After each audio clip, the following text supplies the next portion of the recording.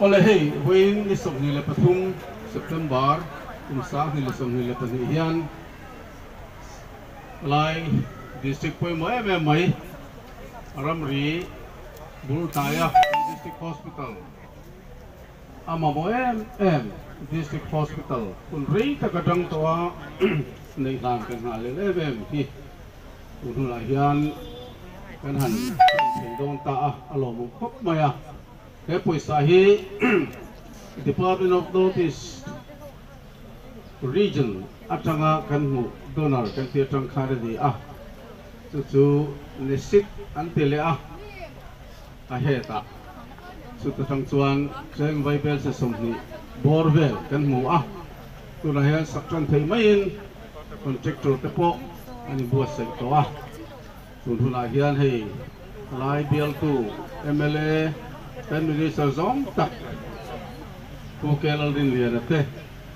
ten wonia he kan principal secretary tele kan principal director te ti chimi tele health official poi mo tak tak tele kan village council abi poi mo tak tak te ten lo thi lovin he kan district ding uak tu kan deputy commissioner le district head of official poi mo tak tak te tin subaka helai tu Kolasib kan ni poi mo tak tak kan NGO lampang te le hey winia hian special mention kan pek du lok chu an la tel na ngai bia lo tu MHCP headquarter president le athok pui te telin hospital 100 bedded za of tel tu hi changkai taka Kolasib district tan tele zinve bak helai paltang tin har satnan to changa kan manatan turun ahian bial tu minister purin tea net turun ahian lunghi kan phurani ti kha kan puang ani ring takin kut beng ila kha mi puina kan ti tura kan ngai deu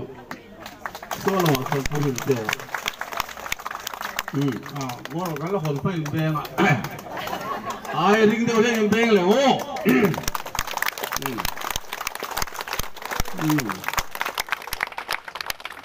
ถ้าเราดูเต้นของเพื่อนถ้าเราดูหุ่นของตัวที่ส่งไม่หลุดเต้หุ่นดีตัวละกังไงอ๋อ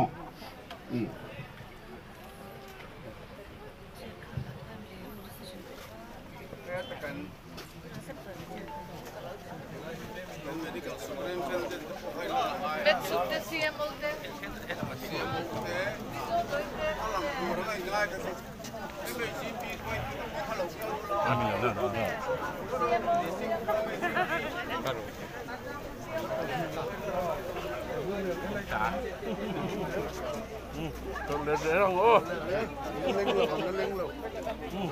còn lừa sẽ đâu ô.